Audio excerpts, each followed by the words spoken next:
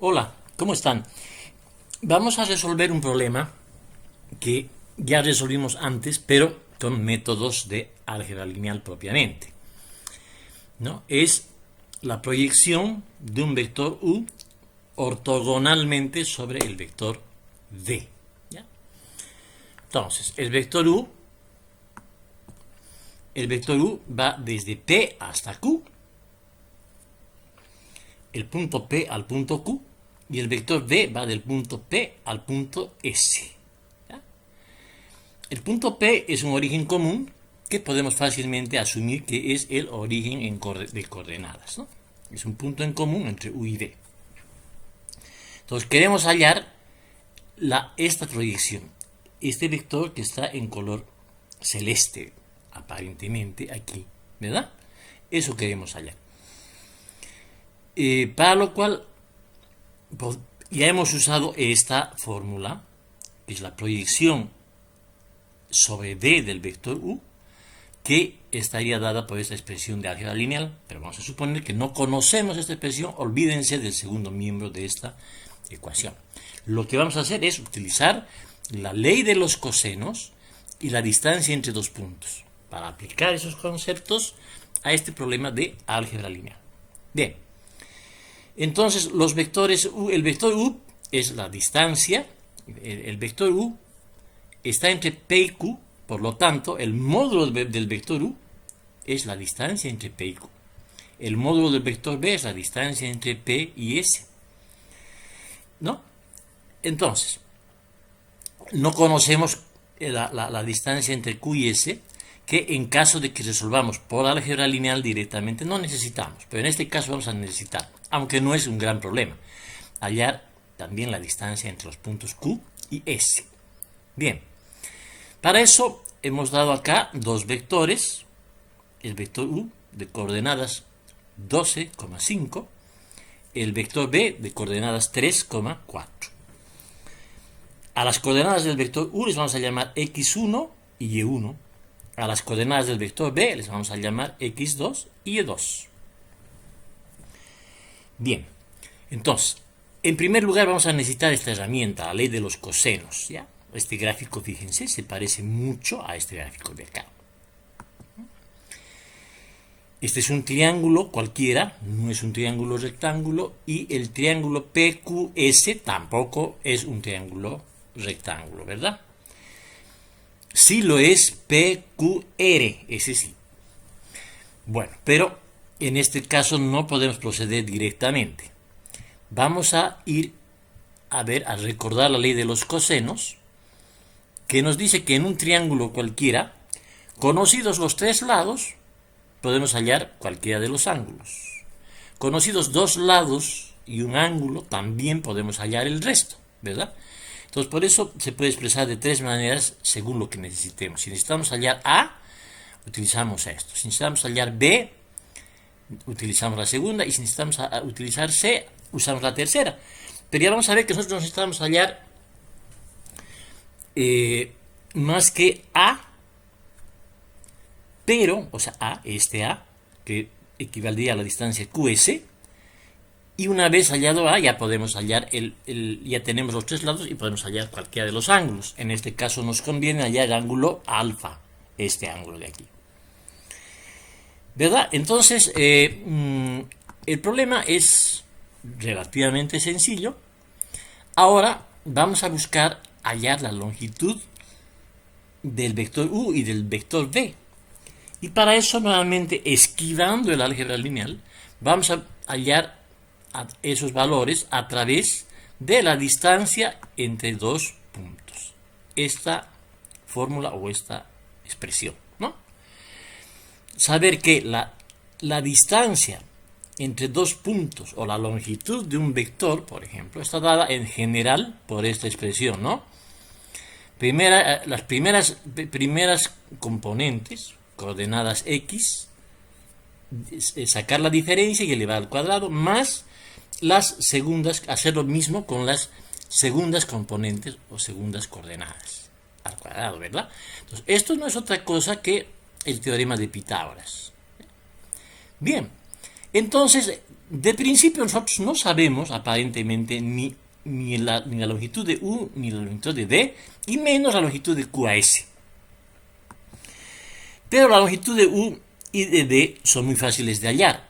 Es hallar simplemente la distancia al origen de este punto 12,5 y de este punto 3,4. Para hallar la distancia al origen, fíjense que esto se va a simplificar. Como el origen tiene coordenadas 0,0, entonces x1 y y2 podemos igualarlos a 0, pero x2 y y2 podemos igualarlos a 0 y trabajar con x1 al cuadrado más y1 al cuadrado. ¿Qué es lo que vamos a hacer acá? ¿No? Queremos hallar el lado C, o lo que es lo mismo, la longitud del lado del vector U. ¿Sí?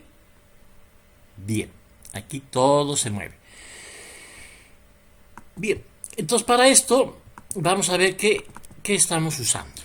Estamos hallando la raíz, o sea, aquí está todo al cuadrado, entonces pasamos la raíz de x1 al cuadrado, 12, más y1 al cuadrado, 5, ¿verdad? Aquí está. Raíz de x1, la casilla C16, más la casilla D16 al cuadrado, ¿no? Y eso nos va a dar el valor de 13. O sea, la longitud del vector U, es 13. La longitud del vector V, hacemos la misma cosa. Asumimos x1 y y1 igual a 0 y trabajamos con x2 y y2. Y obtenemos que la longitud del vector V es 5. Observen que en nuestro problema real la cosa es al revés que aquí, ¿no? El vector U es más largo que el vector V. Pero no hay ningún problema, el procedimiento va a ser el mismo. Ahora que ya conocemos esos dos lados, ¿ya? Podemos sí usar la distancia entre dos puntos para calcular el lado A. O sea, la longitud del vector que va de Q a S, ¿no? Para ello sí, ahora tenemos que usar la expresión completa. ¿Ya? Raíz de x1 menos x2 todo al cuadrado, 12 menos 3, y de 16 y1 menos g16 y 2 y 1 menos y2 también al cuadrado. Entonces, haciendo eso, aplicando la distancia entre dos puntos, esta vez entre dos puntos cualquiera, obtenemos 9.06. Es decir, que el tercer lado de este triángulo, o el lado A, valdría 9.06. Entonces ya tenemos los tres lados y podemos calcular cualquiera de estos ángulos que queramos calcular, ¿no? O el coseno directamente, que creo que es suficiente con que calculemos el coseno, no necesariamente el ángulo, ¿verdad? Porque es lo que necesitamos aquí. Bueno, sigamos adelante para que nos demos cuenta mejor de eso. Entonces, si conocemos los tres lados A, B y C, podemos conocer el coseno de alfa, que sería a cuadrado menos b cuadrado menos c cuadrado sobre menos 2bc, despejando el coseno acá, coseno de alfa, ¿verdad? Eso es lo que hacemos. Aquí está. Tenemos t9 al cuadrado, ¿sí? Que es t9 al cuadrado, es básicamente este valor, ¿sí? A al cuadrado menos